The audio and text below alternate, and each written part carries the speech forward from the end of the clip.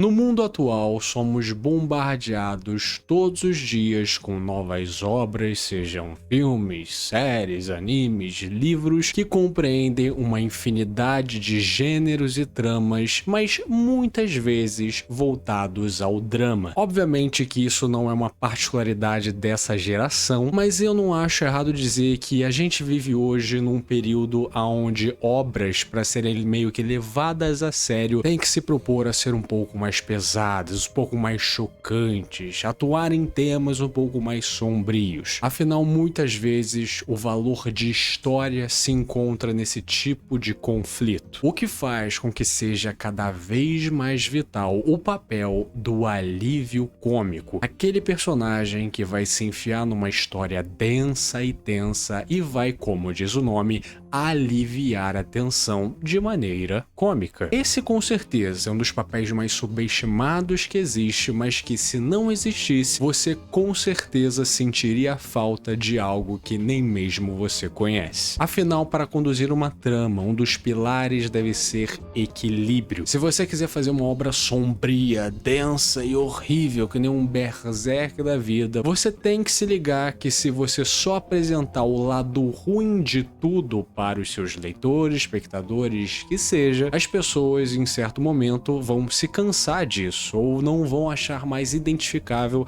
aquele mundo que você está propondo. É necessário momentos de luz, momentos de felicidade, momentos de vitória e momentos de alívio. E é com isso que esses personagens brilham. E na minha visão, um dos exemplos mais fora da caixa e transcendentais que existe de um personagem alívio cômico é ninguém mais ninguém menos do que o icônico Joseph Joestar de Jojo. Antes de mais nada, é importante avisar que esse vídeo aqui conterá alguns spoilers pequenos da parte 2, 3 e 4 de Jojo, então estejam avisados. Nesse canal aqui eu já lancei um vídeo no passado sobre alívios cômicos e a sua magia, falando principalmente de um tipo de personagem que eu adoro, que é o famoso sortudo azarado, né? Que é o King de One Punch Man, o Bug de One Piece, enfim. Sendo que apesar desses personagens retratados no vídeo realmente são alívios cômicos, eles são mais personagens piada e muito relacionados à comédia do que só um alívio. Como diz o nome e como dito na introdução, o alívio cômico tem o trabalho de aliviar. E isso não quer dizer que ele vai ser um bobo da corte, um piadista, um comediante de stand-up. Ele é só uma pessoa agradável e carismática da sua própria maneira que consegue pelo menos quebrar a tensão ou quebrar o clima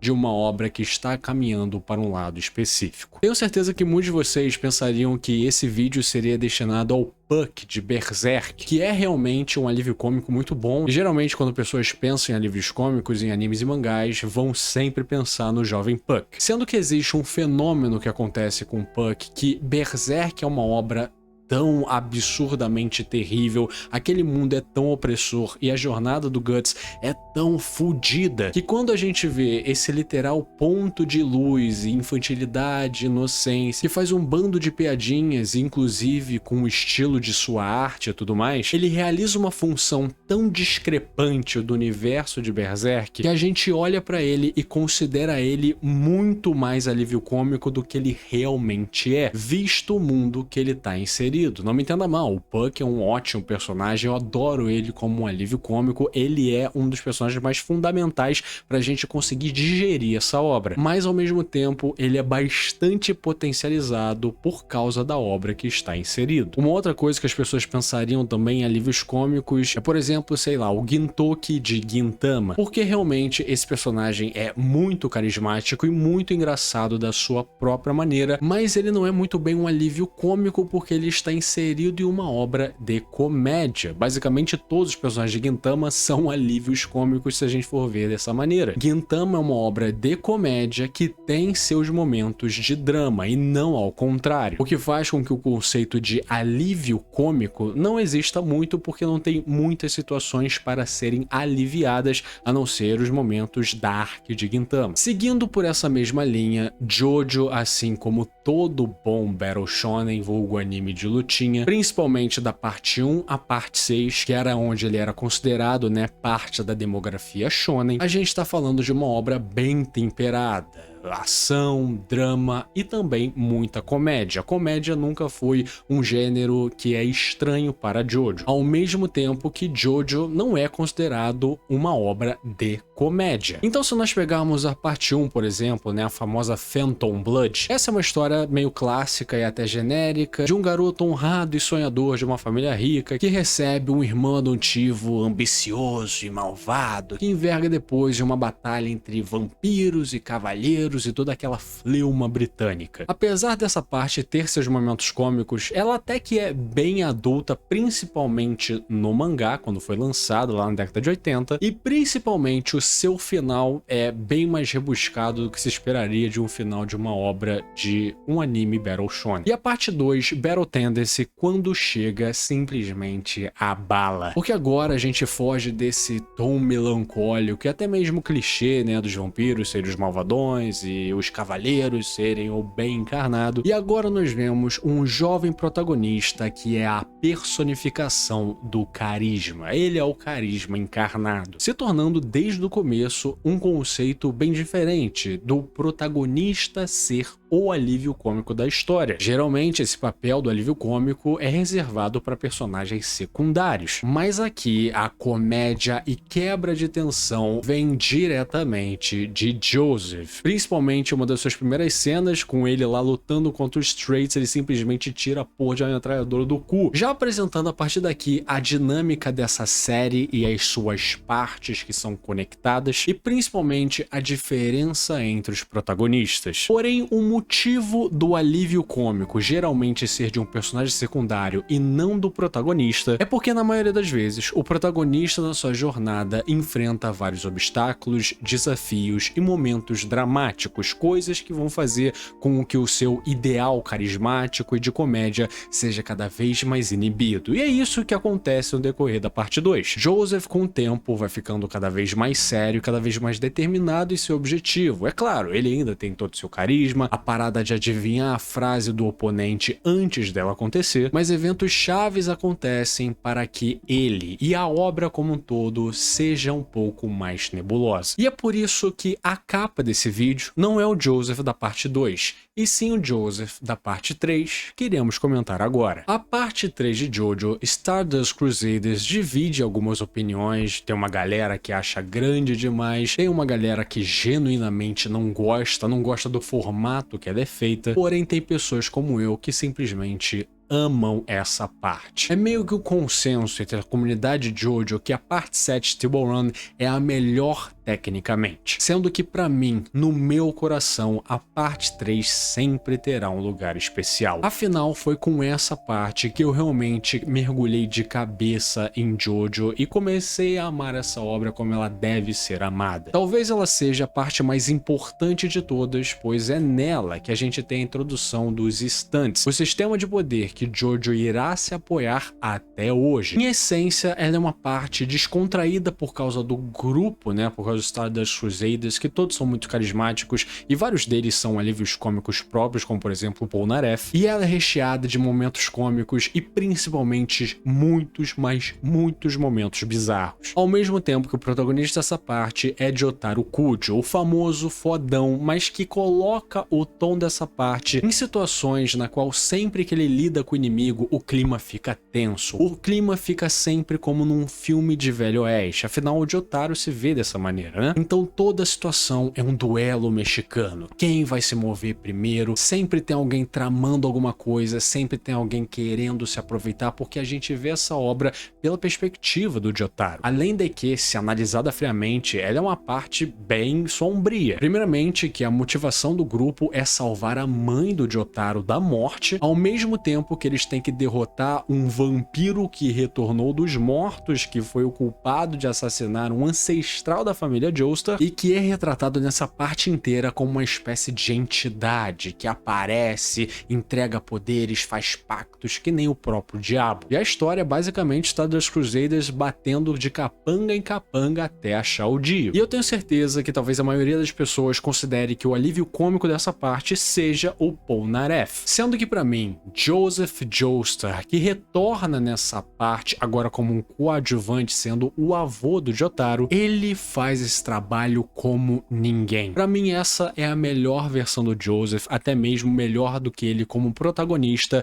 e eu explico por quê. Um alívio cômico, como eu disse, é um ser carismático e agradável, mas na maioria das vezes ele meio que sabe que é um alívio cômico, ele meio que sabe que ele é um personagem engraçado, divertido, e ele vai fazer o trabalho de quebrar o clima. Sendo que a parada da parte 3 é que todo mundo vê o Polnareff como esse cara tosco que se enfia um bando de situação escrota e ele tá meio que na mesma faixa etária do Jotaro, ou seja, mais identificável, blá blá. E a gente vendo um Joseph Joestar velho, principalmente no começo dessa parte, ele é um cara mais responsável, um cara que parece que deixou as gracinhas de lado, deixou as gracinhas no passado. Sendo que é exatamente por isso que ele é tão fora da caixa.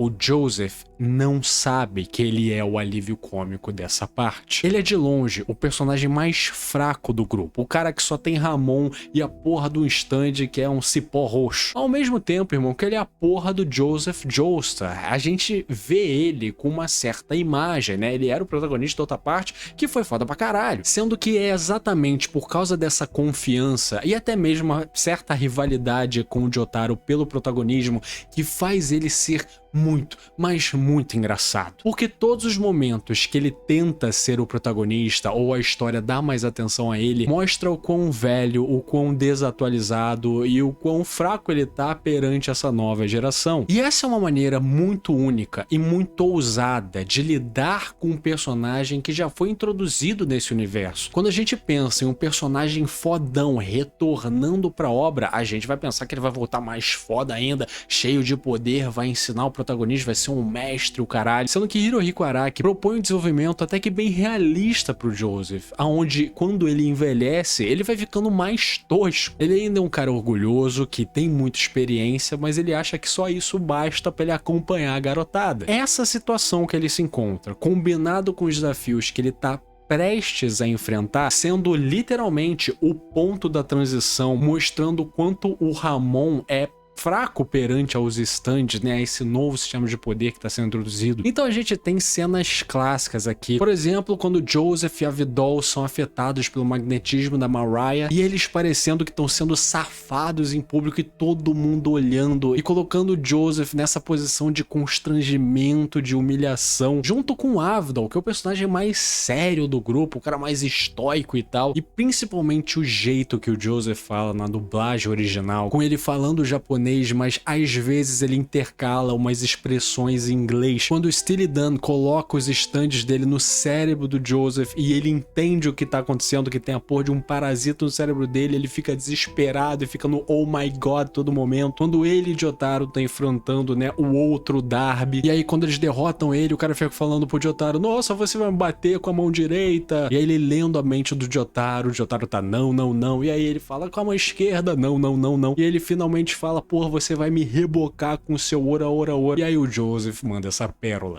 Yes, yes, yes. Oh my God. Então assim, a parte 3, na sua grande parte, ela é descontraída, ela é recheada de piadas e tudo mais. Porém o Joseph, na minha opinião, ele é trabalhado de uma forma tão diferente, aonde ele nunca é a piada da situação. Simplesmente o jeito dele ser e o jeito que ele vê as coisas, sempre sendo mais lento que todo mundo, faz com que a piada aconteça. Por exemplo, quando eles estão enfrentando lá o stand do sol, e aí a galera começa a entender aquele stand e começa a rir de tão ridículo que é, e o Joseph é o único que não entende, porque todo mundo tá rindo. Essa parte é muito engraçada por causa do Joseph. Ele muitas vezes é a âncora crucial pra gente entender uma piada, pra gente entender que sequer houve uma quebra de tensão. Ele não é um personagem que tá lá como o Polnareff ou como ele próprio quando era protagonista da parte 2, que é um personagem piadista, um personagem que tá lá pra fazer graça. Simplesmente o jeito que ele é retratado e lidado na obra faz com que ele seja absolutamente hilário. Culminando, é claro, acho que na ultimate trollagem e ultimate alívio cômico literal, que é quando eles derrotam o Dio e o Jotaro tá levando o Joseph de ambulância pro hospital e o Joseph do nada levanta com uma cara demoníaca falando que o Dio possui ele e vai matar todo mundo, só pra depois falar que era uma trollagem, caralho, Alec. Essa piada é completamente desnecessária. Acho que a maioria das pessoas que viu isso falou, caralho,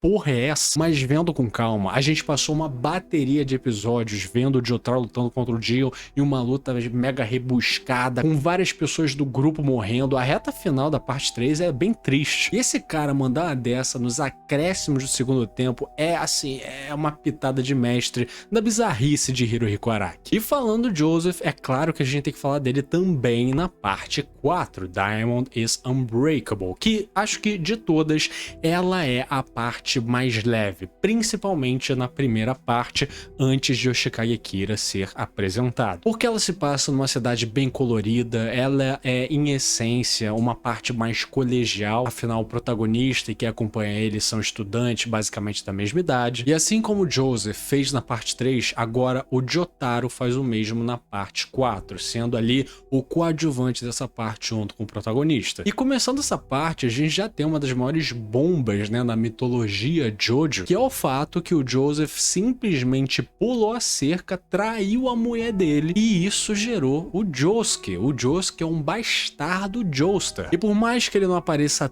tanto na parte 4, eu acho que o trabalho que o Araki faz com ele aqui é até bem sensível. Afinal, o Joseph, quando ele conhece o Josuke, ele já tá um velho caduco e tal, e principalmente vendo a perspectiva do Josuke, ele era um cara que meio que culpava o Joseph de ter abandonado ele, de ter abandonado a mãe dele. Então na cabeça dele, quando ele visse o Joseph, ele já estaria preparado pra brigar, pra lutar, mas quando ele vê a condição que ele tá, ele já cessa tudo e vai cuidar dele, que nem um filho cuidando de seu pai. Ao mesmo tempo que ele tem todo um subplot com um bebê invisível lá, que até que é bem fofinho, mas é totalmente aleatório, sendo que isso reforça, mais uma vez, o desenvolvimento nada heróico que esse protagonista icônico tem nessa obra. Isso é muito corajoso e muito ousado, considerando quando essas partes foram lançadas na década de 90 e considerando ainda mais a popularidade do Joseph, né? Era meio que incabível pensar que o Joseph seria retratado daquela maneira na parte 3, tão quanto na parte 4. Mas é isso que pra mim faz ele ser um personagem especial, e principalmente é isso